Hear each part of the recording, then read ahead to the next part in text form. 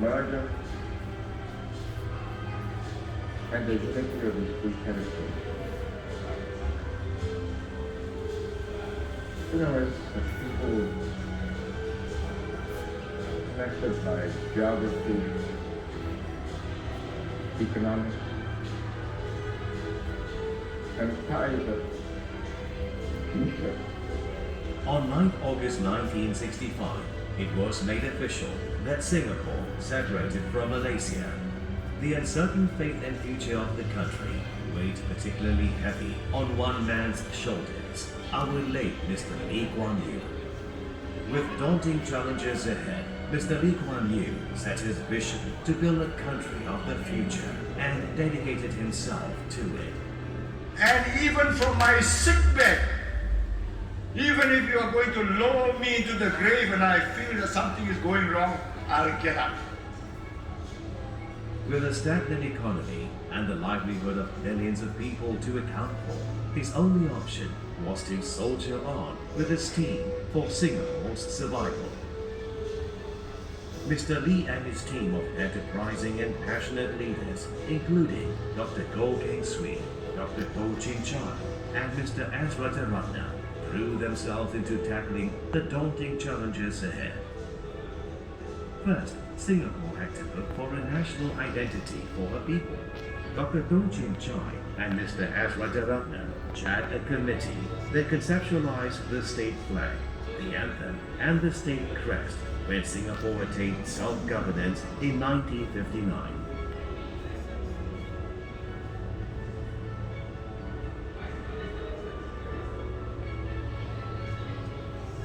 These were adopted as Singapore's national symbols at the point of independence in 1965.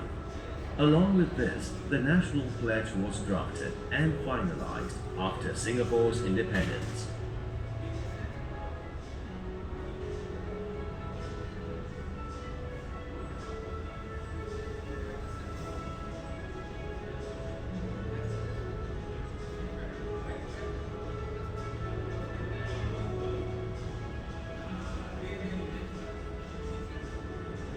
Singapore was facing a housing crisis in the 1950s and 60s. There was a severe housing shortage and city areas were overpopulated, resulting in many Singaporeans living in cramped conditions in slums. When Mr. Lee and his team took over, there was a strong determination to provide proper housing for all Singaporeans. The HDB was set up in February 1960.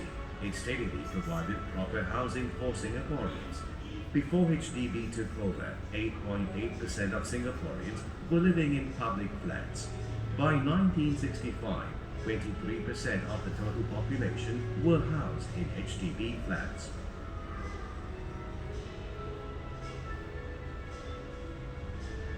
Mr. Lee and his team were also extremely aware of Singapore's vulnerabilities.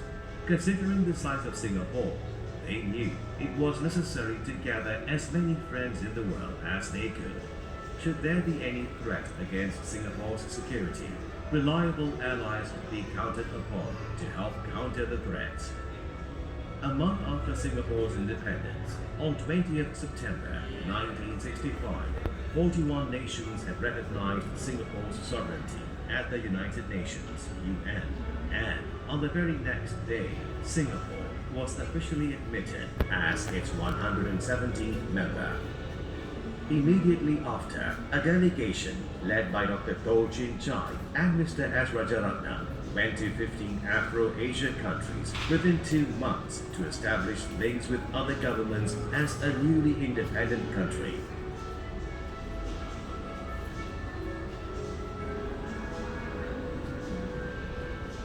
In 1965, Dr. Goh Keng Swee established the Ministry of the Interior and Defense.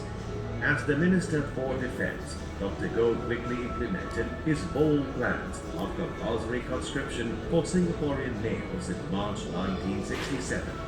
They would form a defense force of a small, vulnerable nation. In July 1967, the British abruptly declared its intention to withdraw its troops from Singapore. This meant a serious impact on the economy and defense.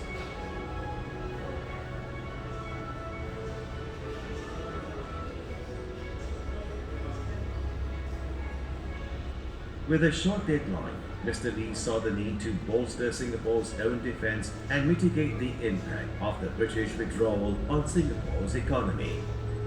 By 1979, when Dr. Goh Keng Swee handed over his defense portfolio, Singapore had a citizen army containing commando units, armored battalions, and an air force. To grow its economy, Singapore started its industrialization phase by attracting foreign investments and building up technical know-how in its workers. In spite of reservations about multinational corporations, MNCs being exploiters of cheap labor and raw materials in third world countries, Dr. Goh persevered.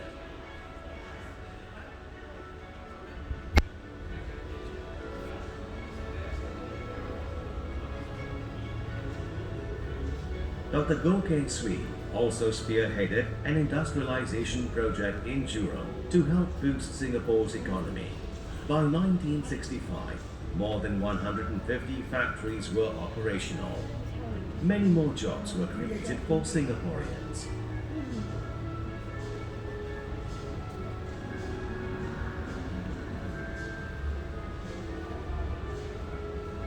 Mr. Lee and other ministers also advocated for bilingualism, further strengthening the capabilities of Singaporeans for the global economy.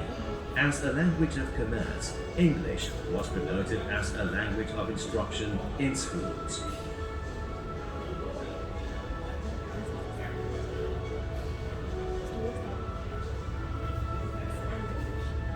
Singapore's founding leaders also had the foresight of developing its tourism sector early. Dr. Goh Keng Swee saw the value in expanding the service chain and tourism sector, especially in a small country with labor constraints like Singapore. He conceptualized tourist attractions such as the Jurong Bird Park, Singapore Zoo, and the Singapore Symphony Orchestra. Through these efforts, Mr. Lee and his team managed to transform Singapore into a first world country in a developing region.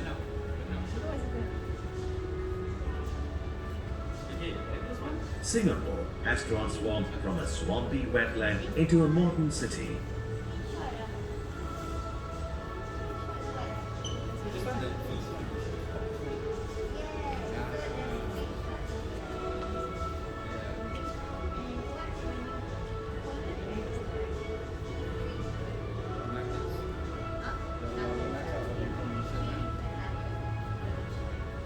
As well as a place that Singaporeans call home.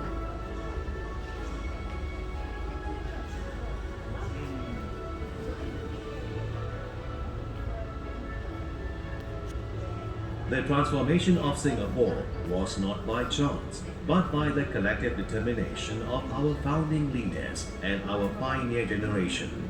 Singapore is indebted to them and their dedication to Singapore. Whoever governs Singapore must have that iron in him, or give it up. This is not a game of cards. This is your life and mine. Without the efforts of our founding leaders, Singapore wouldn't be what it is today. Housing and defense, international presence, and I think we have it right. And then the economy.